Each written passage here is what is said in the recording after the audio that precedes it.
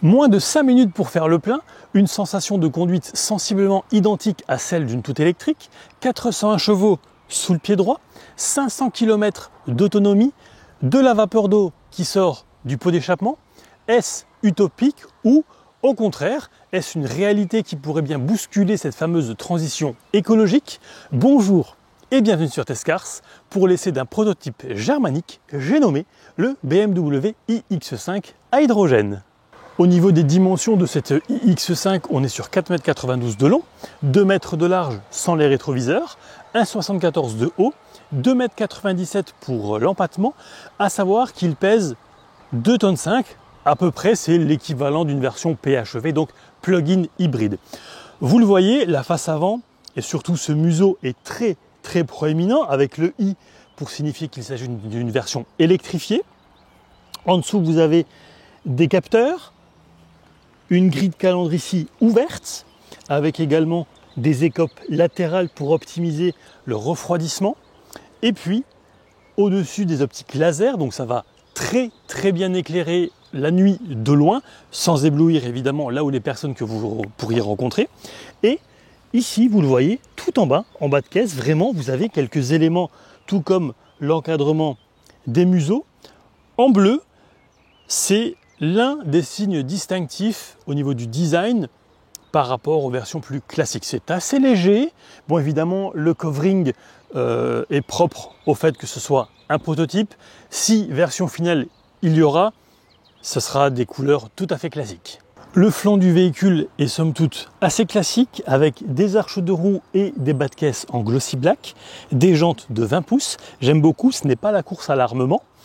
Une écope latérale factice, c'est donc juste design. Rétroviseur rabattable électriquement, il n'y a pas de système à 360 degrés. Rail de toit, le vitrage à l'arrière, il est comme très souvent surteinté. Et puis on arrive sur la particularité de ce modèle, c'est ici cette trappe à carburant dans laquelle on va mettre un pistolet à hydrogène. Et je vous propose maintenant qu'on passe à l'arrière du véhicule. À l'arrière, vous avez une antenne style requin, une lunette arrière assez verticale, ce qui promet donc une très bonne rétrovision à l'intérieur, essuie-glace, gros bloc optique à LED, caméra de recul, intégré au sein du bouclier arrière, il y a naturellement des capteurs et vous le voyez, de part et d'autre, de nouveau, quelques éléments de couleur distinctive comme à l'avant par rapport aux autres versions. On peut également tracter. Le haillon, il est électrique et divisé en deux. Le volume du coffre dans cette version, il est à environ de 500 litres. Ça perd une centaine de litres par rapport à une version plus traditionnelle. C'est assez haut comme hauteur de chargement et donc il y a également la possibilité de descendre cette hauteur de caisse avec soit une commande qui est ici ou alors directement depuis l'habitacle. Et vous le voyez, ça va tout doucement descendre jusqu'au maximum. Et là déjà ce sera beaucoup plus simple pour charger valises, courses, etc. Et je vous propose maintenant qu'on passe à l'intérieur. On démarre sur la portière avec l'un des éléments du système audio Harman Kardon. Vous allez pouvoir paramétrer deux profils de conducteurs différents, l'ouverture, le verrouillage du véhicule, la trappe pour ouvrir le coffre, le réglage des rétroviseurs, les 4 vitres électriques, l'ouverture de la trappe à hydrogène fuel cell que l'on retrouve naturellement sur le seuil de porte. Les sièges sont électriques, on peut régler ici également le dossier, plus ou moins gonflé. Les sièges par ailleurs maintiennent très bien. Le réglage des feux, bon, moi c'est simple, je les laisse systématiquement en automatique. Le réglage du volant en hauteur et en profondeur. Clignotant et notamment réglage des feux, où ici on peut encore voir le trip A, le trip B, donc un ordinateur de bord. Volant multifonction. Il y a les palettes, vous allez voir, on va en parler dans un instant, et c'est relatif au freinage régénératif. Donc l'habitacle est connu. On va s'installer au volant justement. Ici, ce sera lié au régulateur de vitesse, aux commandes audio, un vrai klaxon. Évidemment, on est chez BMW.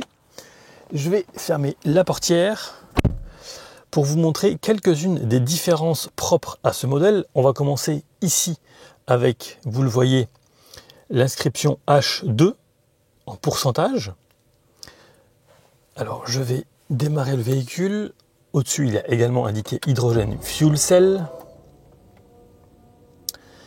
Puisque les palettes, eh bien, vous allez pouvoir donc les gérer sur 3 niveaux et ce sera l'affichage bleuté qui est à droite. Alors, je vais essayer de zoomer dessus. Voilà. Donc, là, j'étais au maximum. J'appuie sur la palette de gauche. Je passe à un niveau sur 3 et ça s'arrête là. Alors il y a de réelles différences au niveau du freinage régénératif. Alors comment ça fonctionne? Eh bien le moteur électrique reconvertit l'énergie cinétique de la voiture en énergie électrique et va l'injecter dans la batterie tampon, celle qui sert de stockage temporaire. Commodo lié aux essuie-glaces. On prend un peu de hauteur avec le pare-soleil, le miroir, l'éclairage. Éclairage que l'on retrouve évidemment ici au niveau du plafonnier. Rétro classique. Un écran multimédia splitté en deux.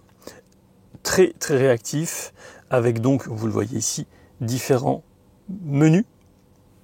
Tout est commandable avec cette molette propre et chère à BMW. Média comme navigation. Je vais pouvoir également afficher plan dans Apple CarPlay, voilà. Au niveau réactivité, c'est un sans faute. Ensuite, vous le voyez, ici, vous avez différentes commandes. Média, Home, Map, par exemple, communication, later ou nav. Alors, par exemple, si je vais ici sur Home, on revient au menu principal.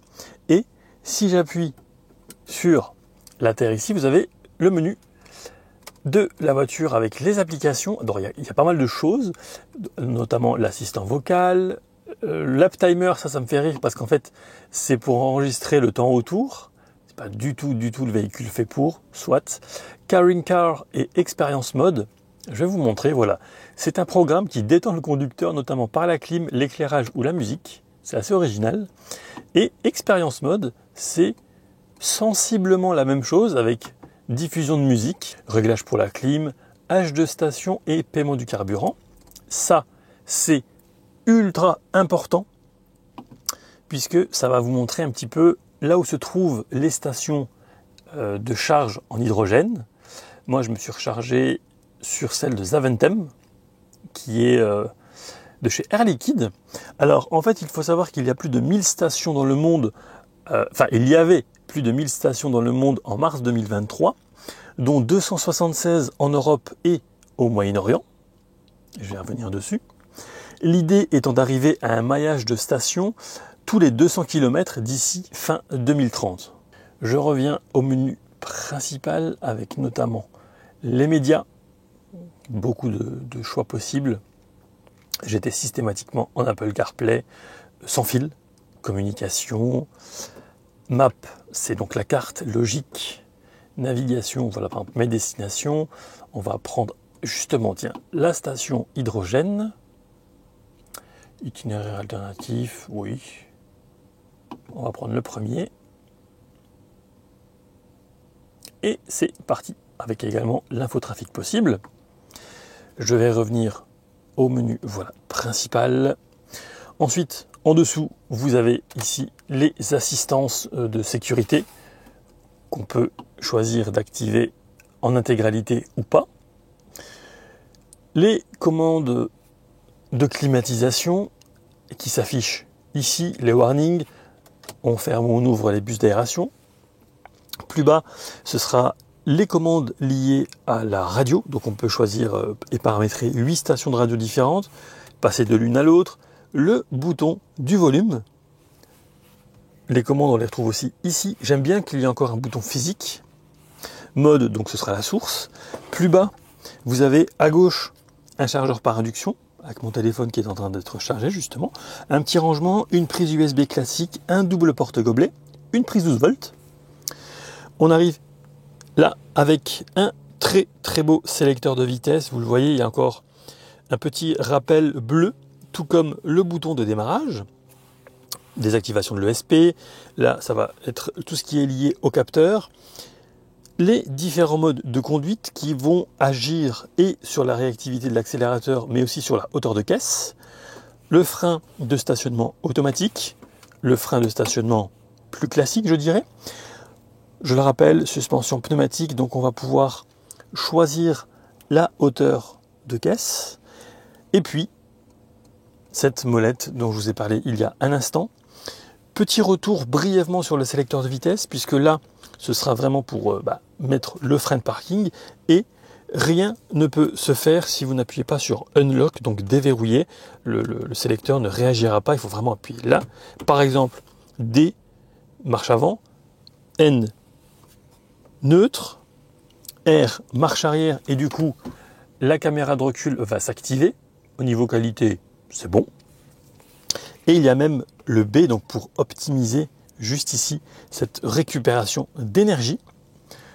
Autre différence, c'est l'inscription devant le siège passager de Hydrogen Fuel Cell. En dessous, une toute petite boîte à gants.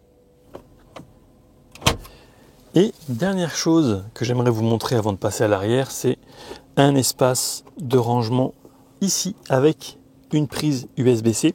J'aime beaucoup l'idée de une USB-C ici, un chargeur par induction, une prise USB classique. Bref, je vous propose maintenant qu'on passe à l'arrière. En dessous du vitrage surteinté, vous avez deux éléments du système audio, l'ouverture de la portière, de la vitre, de quoi mettre au moins 2 bouteilles, un seuil de porte estampillé Hydrogen Cell comme à l'avant. Et d'ailleurs, comme à l'avant, et je l'ai oublié tout à l'heure, il y a un liseré bleuté sur les ceintures, un filet en guise de poche aumônière. Au milieu, vous avez un double porte-gobelet, un rangement.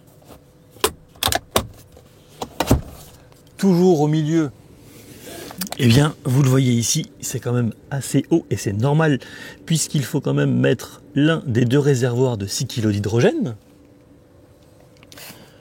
Lumière de plafonnier.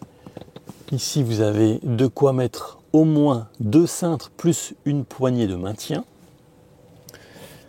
Les sièges sont naturellement compatibles avec les sièges enfants. Et on va s'intéresser maintenant à ce qu'il y a ici. Donc, ventilation, bien sûr. Là, on va pouvoir régler la température, ouverture ou fermeture. Les sièges sont chauffants sur 3 niveaux, mais ce sont uniquement les sièges des extrémités, donc sauf la place du milieu. Un petit rangement en dessous, 2 prises USB-C, 2 prises allume-cigare ou 12 volts. Bref, en termes de connectivité, j'ai rarement vu mieux. Au niveau de la place aux jambes, que ce soit aux pieds ou aux genoux, sans modifier naturellement ma position de conduite, vous le voyez, c'est un sans faute. Ensuite, je vais vous montrer au niveau de la tête. Pareil, bon, évidemment, on est dans un X5, donc ce n'est pas une surprise. Je vous propose maintenant qu'on parle un petit peu technique liée à l'hydrogène avant de passer à la conduite. L'X5 possède, comme un véhicule tout électrique, un moteur électrique, mais ce qui va changer par rapport à du 100% électrique, ce sera essentiellement le stockage de l'énergie. En lieu et place du courant électrique stocké dans la batterie, l'hydrogène gazeux est stocké dans 2 réservoirs de 6 kg au total sous pression de 700 bars et ensuite transformé en courant électrique au moyen de la pile à combustible. L'un des avantages, c'est que le plein se fait en moins de 5 minutes, qu'il n'y a aucune incidence s'il fait très froid ou très chaud au niveau de l'autonomie et que la conduite ressemble à s'y méprendre à celle d'un véhicule 100% électrique. Introduisez votre carte. Reprenez votre carte avec un mouvement souple. Alors là, je choisis H2 bus ou C700. On va prendre le C700, le code. Voulez-vous un ticket? Oui. allez vous servir à la pompe 1. En même temps, il n'y a pas beaucoup de possibilités.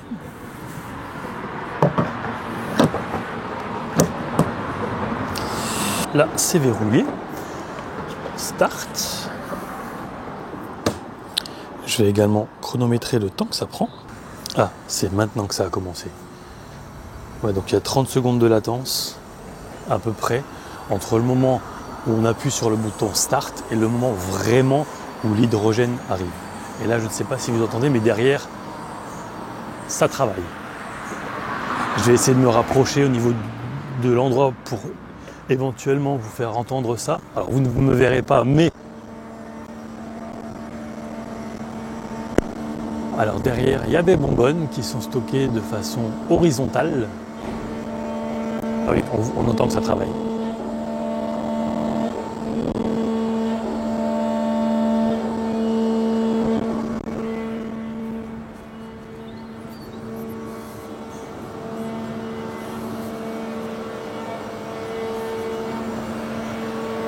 Là, on est à 1 kg tout juste, qui est à 15,55 €. 1,90 €. Ça vous donne aussi une idée du temps que ça prend. Là, on est à 2 minutes tout pile.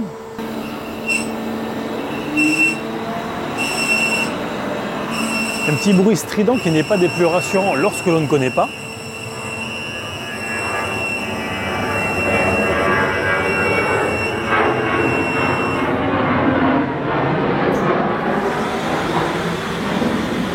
Et ça vient de s'arrêter à 2,58 kg, 3 minutes et 3 secondes.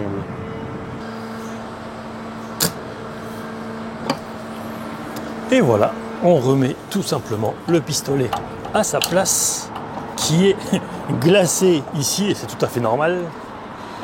On remet le petit capuchon en plastique.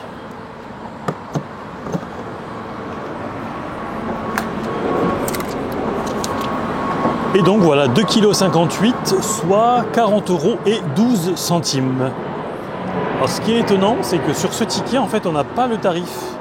On a juste la contenance, 2,58 kg, mais il n'y a pas de tarif.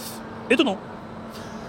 Bref, vous avez vu comment on fait un plein d'hydrogène et on poursuit. L'IX5 à hydrogène est donc propulsé, il avance grâce à l'électricité.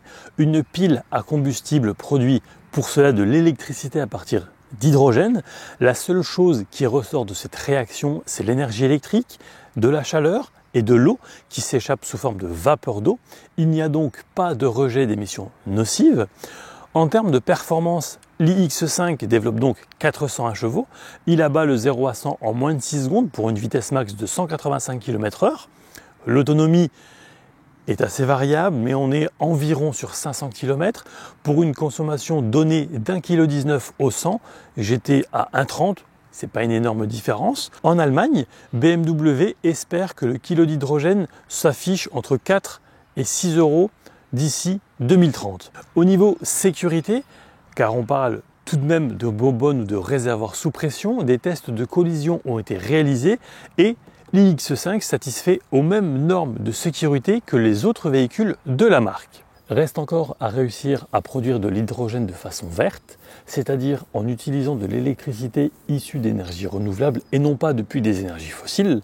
L'efficacité de l'ensemble de la chaîne énergétique depuis la production d'électricité jusqu'au fonctionnement du véhicule n'est encore aujourd'hui que la moitié de celle d'un 100% électrique, mais si on regarde l'ensemble du cycle de vie des deux, l'écart est bien moindre. L'IX5 demande par ailleurs une centaine de kilos en moins en terres rares qu'une version 100% électrique. Aujourd'hui, le transport et le stockage de l'hydrogène restent plus complexes et plus gourmands en énergie que ceux de l'essence ou du diesel, mais contrairement à ces derniers, l'hydrogène peut être produit partout où il y a un accès à l'électricité et à l'eau, même directement dans les stations-service elles-mêmes, comme c'est déjà le cas à Anvers ou à Fürholzen en Allemagne. Plus l'infrastructure se développe, plus les distances de transport se réduisent. On va aller laver la voiture. 40 km à parcourir. Ça va me permettre de vous parler un petit peu des sensations de conduite. Mais avant toute chose, comment on se sent à bord de cette iX5? Eh bien c'est très simple, c'est très confortable, très silencieux. Ça pousse aussi fort pour celui ou celle qui recherche de la performance, en tout cas sur l'exercice du 0 à 100, en tenant compte qu'on est quand même à peu près à 2,5 tonnes, mais à aucun moment on sent ce poids, que ce soit en ville ou en dehors. La direction, je l'adore parce qu'elle est vraiment ultra légère. Différents modes de conduite, je le rappelle, avec une hauteur de caisse qui est également variable. Même l'ergonomie de façon générale, tout tombe naturellement sous la main. C'est vraiment un sans faute, très calme. Vraiment, c'est incroyablement silencieux. Ce que j'aime aussi, c'est que le volant offre une bonne prise en main et le régulateur de vitesse est très facile à paramétrer. On appuie sur cette commande, on augmente vers le haut pour arriver à 50 km/h puisque je me trouve en agglomération, et voilà. Et sur autoroute, il y a également le maintien dans la voie qui vous remet sur votre voie si nécessaire, qui est très efficace. En D, avec la récupération d'énergie au max, ça décélère fort. Et ensuite, si vous passez en B, donc simplement une impulsion vers la gauche du sélecteur de vitesse, eh bien là, vous allez aller jusqu'à l'arrêt complet. Donc il n'y aura même pas forcément besoin d'appuyer sur le frein. Et franchement, c'est top, notamment pour tout ce qui est usure des disques et des plaquettes sur le long terme. Le freinage, indépendamment évidemment du freinage régénératif, mais le freinage, on va dire simplement à la pédale, j'ai trouvé la course assez longue, c'est assez spongieux, et finalement, après plusieurs centaines de kilomètres, eh bien, on s'y fait très bien, on sait comment le doser, on sait comment anticiper également un freinage, par exemple s'il y a un feu au loin, bref. Ça n'est plus vraiment un souci, mais c'est quelque chose quand même qu'il faudra prendre en compte, puisque c'est pas très direct.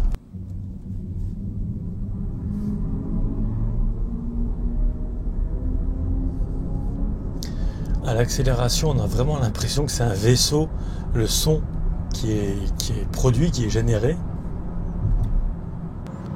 120 km/h, aucun bruit de vent, on entendra plutôt le voisin de gauche dépasser, mais là même à 120 km/h, en fait c'est vraiment très serein, très calme.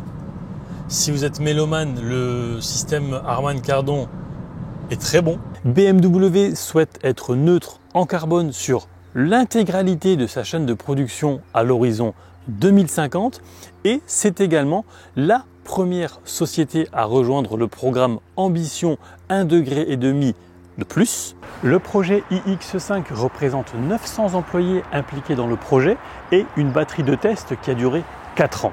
Si le système de pile à combustible provient de chez Toyota et notamment de la Mirai, le tout est produit et assemblé au sein du centre de compétences BMW à Munich. En conclusion, je dirais que l'hydrogène vert a un vrai coup à jouer. Et enfin, BMW est l'un des rares constructeurs à proposer une gamme de motorisation complète et même tourner vers l'avenir. J'espère que cet essai vous aura plu. Si c'est le cas, eh bien, je vous invite évidemment à vous abonner, à le partager, à poser des questions également dans les commentaires. Ils sont là pour ça. Et moi, je remercie énormément BMW et Belux pour leur confiance, puisque je le rappelle, c'est un prototype qui n'est donc pas à vendre. Il arrivera certainement sur nos routes la deuxième partie de 2025. Côté prix, je dirais peut-être entre 150 et 200, mais l'avenir nous le dira. Et quant à moi, je vous dis à très vite pour de prochaines aventures. Ciao!